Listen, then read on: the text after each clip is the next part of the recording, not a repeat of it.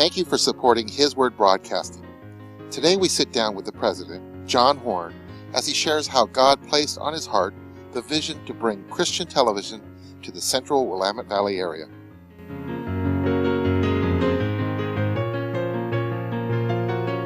Well, the purpose of this interview is to acknowledge how God has blessed us in starting this television station and how He has helped bring Christian television to this area.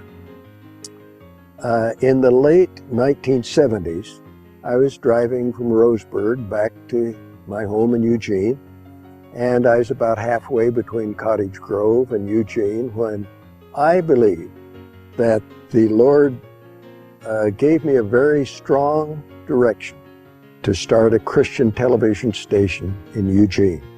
Now, if I hadn't had a thought about this Christian television station, and if I hadn't have believed this was from the Lord, I'd have probably done nothing, because I didn't know anything about starting a Christian television station. I didn't have any money.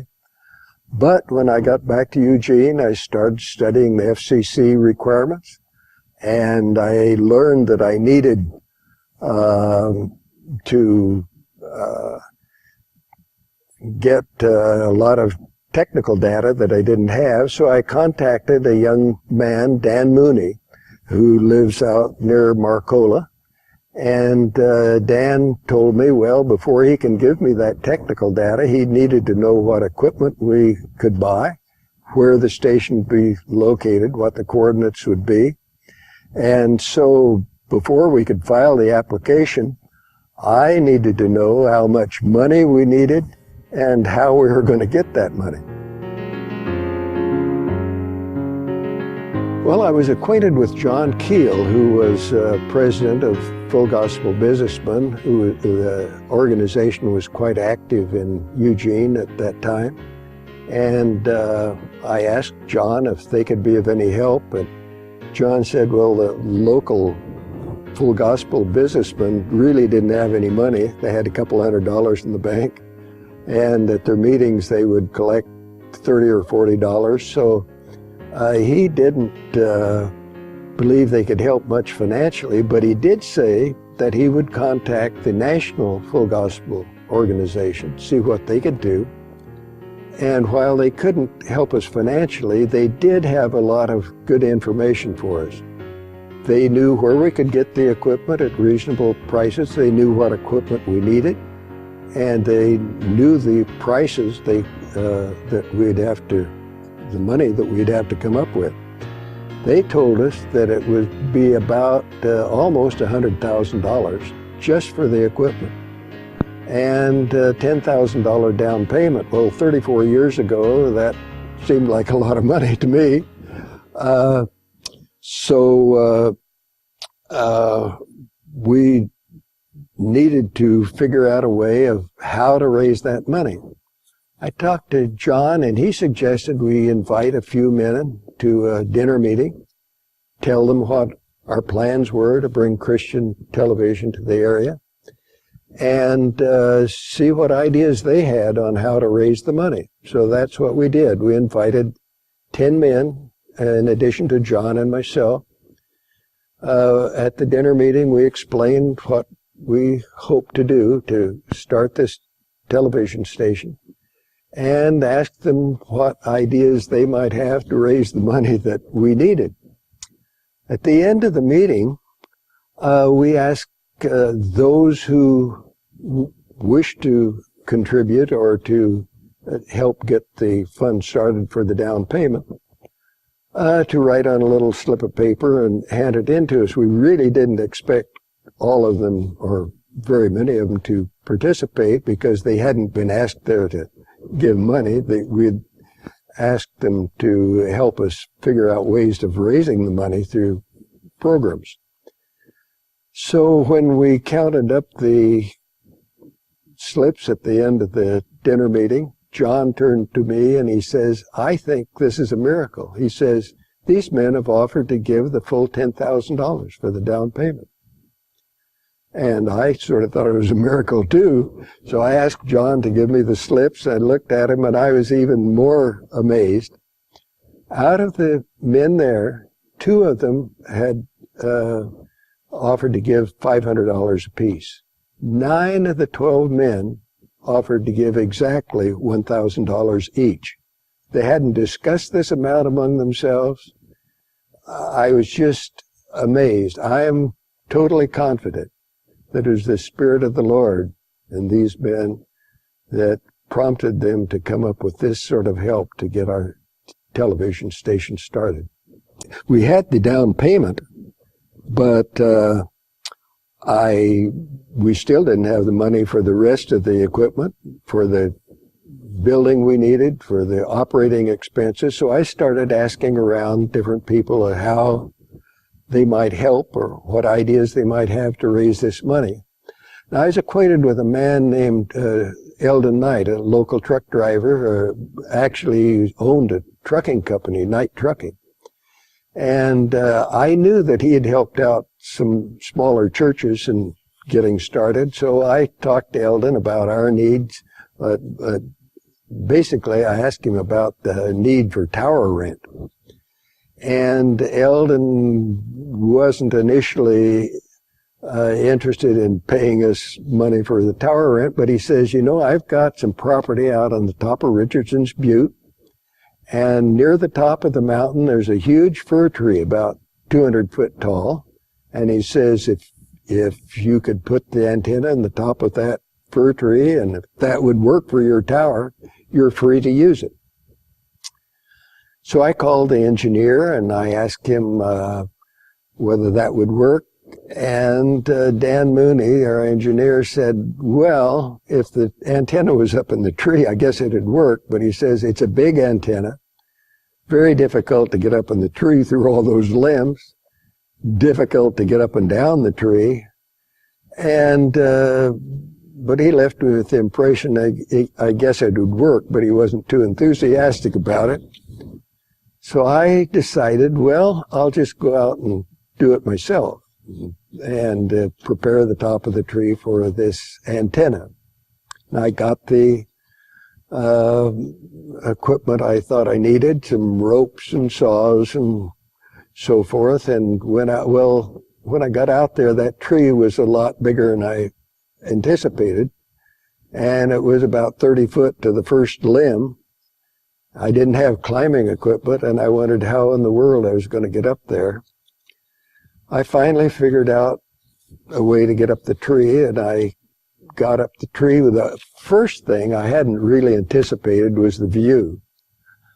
I could see from the top of that big tree the whole southern Willamette Valley of Eugene and Springfield and Junction City and Harrisburg, almost to Corvallis. And I thought, I was just inspired to comprehend that we would be able to reach this entire area with the Christian gospel message.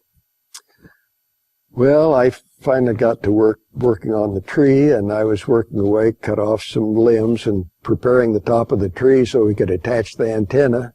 And Eldon Knight drove up. The road came right by the bottom of the tree. And Eldon called up and he asked me to come down. And I wasn't too enthused about coming down because it'd been so hard to get up there. But he finally convinced me to come down so he could talk to me. Well, when I got down, Eldon says, you know, I've been thinking about your project.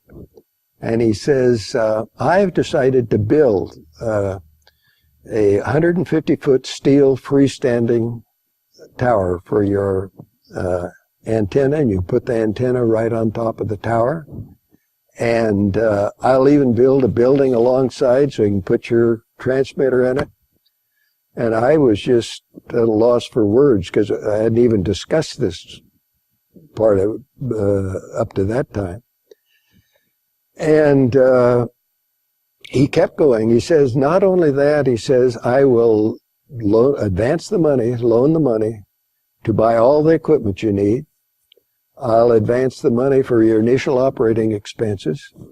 And one of these days, if you ever get any money from contributions or advertising or whatever, you can pay me back. We didn't have any sort of a written agreement. He just, that was the proposal he made. Well, since we had the money for the equipment we needed, I went back to the engineer. We decided on what equipment we needed. We knew where the tower was going to be located, and he was able to complete the application. I also needed an FCC attorney, so we contacted an FCC attorney in Washington, D.C., Dominic Monahan, and with the help of Mr. Monahan and Dan Mooney, we got our license, and within a few months, we were on the air. I want to say one thing about both of those men. Dan Mooney, after 34 years, is still with us, is still our engineer, still helps us almost daily. Dominic Monahan, of the thousands of places he could have moved from Washington, D.C., moved to Eugene, Oregon. And Mr. Monahan continues to help us with our FCC needs. To me, it's just another example of the Lord supplying the people we needed to bring this station about. Well, our first transmitter was just a little 100-watt transmitter out on Richardson's Butte. And to receive us, you needed an outside antenna, which most people had in those days. And the principal way people got television was with an outside antenna. If you're fairly close to the station, you might get it on rabbit ears, but we started out broadcasting with this very low power 100-watt station. And we had a lot of viewers because there were a lot of people with these outside antennas. Several of the men from Full Gospel volunteered to go out. One would drive out to Richardson Butte every evening, do the switching, put on tapes of local pastors. I recall we had a lot of tapes of Roy Hicks Jr., local pastor. And we operated in that way for several years. The corporation we used was a corporation called Support Christian Broadcasting. Eldon Knight not only helped us, but he helped other Christian ministries around. He was a big help to KORE, our local Christian radio station. He helped a couple of other low-power TV stations out of the area. So we used Support Christian Broadcasting for that purpose.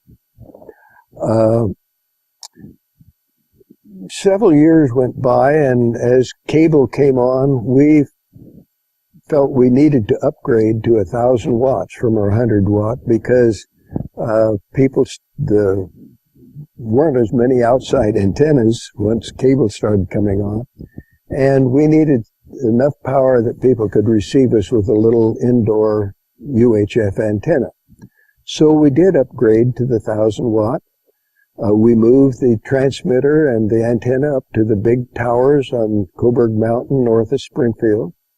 And we operated and continue to operate from that location today. I do want to point out that Dan Mooney has helped us with every time you do anything, file an application to move or to upgrade your equipment or to install a microwave, which we did. You have to file an application with FCC, and Dan was a great help in filing all of those applications. But it was more than just his technical help. Dan was just a blessing. You know, it doesn't matter if we had any problem at all up on the mountain, the snow in the receiving dish or you name it. Didn't matter what time of night, didn't matter what the weather was, Dan would go up there in his four-wheel drive rig on the difficult road and keep that station on the air, and he's done that for 34 years. So he has been a blessing, and just another example of how God has brought us the right people to fulfill this vision.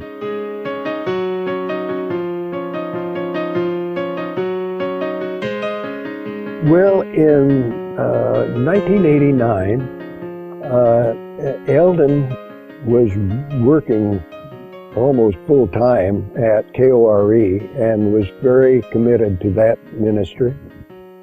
And three of us on the board at Support Christian Broadcasting wanted to form a corporation called His Word Broadcasting and concentrate on the television ministry.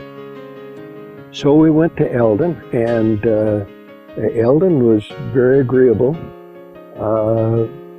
and we did form in October of 1989, we formed His Word Broadcasting.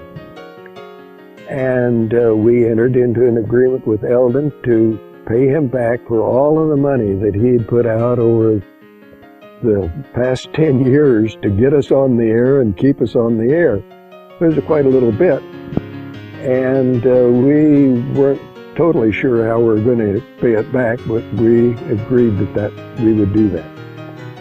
Well, you know, again, the Lord provided. TBN agreed with us to help support our station, and through their contributions and through donations of people, viewers, we were able to pay Eldon back in full.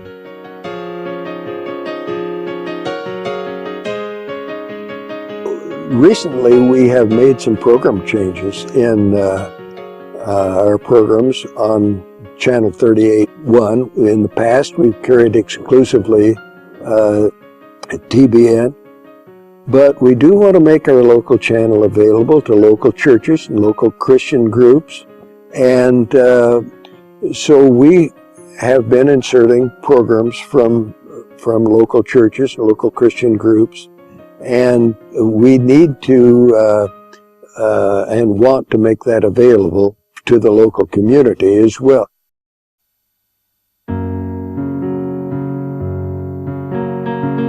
Well, I think I'd like to leave the thought that I have learned from this venture that if the Lord moves your heart to bring the good news of the gospel to other people, He will also move their heart to bring that about and to continue the financial support that you need. So I believe, in closing, I just want to acknowledge God's help in bringing this all about. The people He's given to us, with the support that the viewers and TBN have given to us. And I want to thank you, viewers, for supporting us in bringing the good news of the gospel to this area. Thank you. Thank you for watching our interview with President Jon Horn. If you would like to support His Word Broadcasting, you can send your tax-deductible gift to P.O. Box 71927, Springfield, Oregon 97475, or visit our website at hiswordbroadcasting.org to give online and to learn more about our station. Thank you, and God bless.